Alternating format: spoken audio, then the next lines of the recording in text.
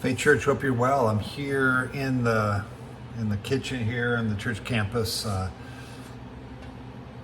Arguably some people's favorite room in this building and even at home because we love to eat. As you know, we've talked about many times, Jesus was also somebody who loved to eat. If you read through the gospel stories over and over again, Jesus is either heading to a feast or enjoying a feast or leaving a feast, often with the wrong kinds of people. One of the things that got him in trouble, one of the nicknames that the Jewish leaders gave Jesus, it wasn't an affection nickname, was one who eats with sinners, and that really infuriated them. But clearly Jesus loved to eat. He even some of his miracles were around food and drink. His first miracle, turning water into apparently really fine wine, and then taking a few loaves of bread and some fish and whipping up a lunch for thousands of people.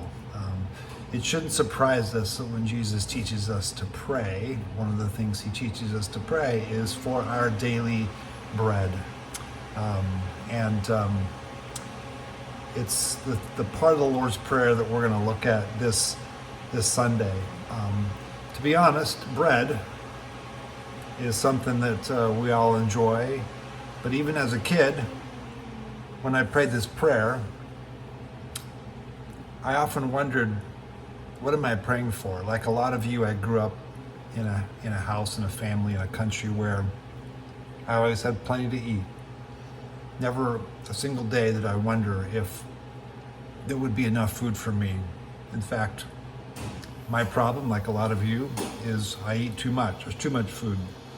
And so for years and years, kind of part of the prayer I just skipped over. Wasn't sure what I was asking for. It's only been later in life, and actually this week, as I've really studied this, I've come to see how much this prayer actually is a prayer that even those of us who live in the materially rich part of the world ought to be praying and slowing down and really bringing to God.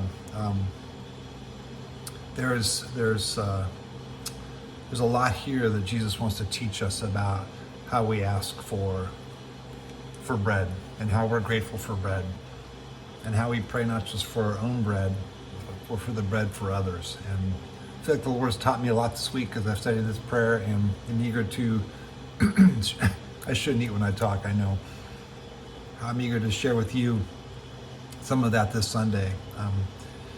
In the meantime, I really encourage you to continue to live into this prayer that Jesus gives us, to his prayer, and to try to pray in some way each day the Lord's Prayer, together, individually.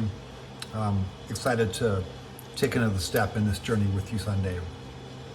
Wherever you are today, I pray that you have daily bread. Also pray that you sense the presence of God your Father and the love and grace of Christ, his Son, and the fellowship of the Spirit. Peace.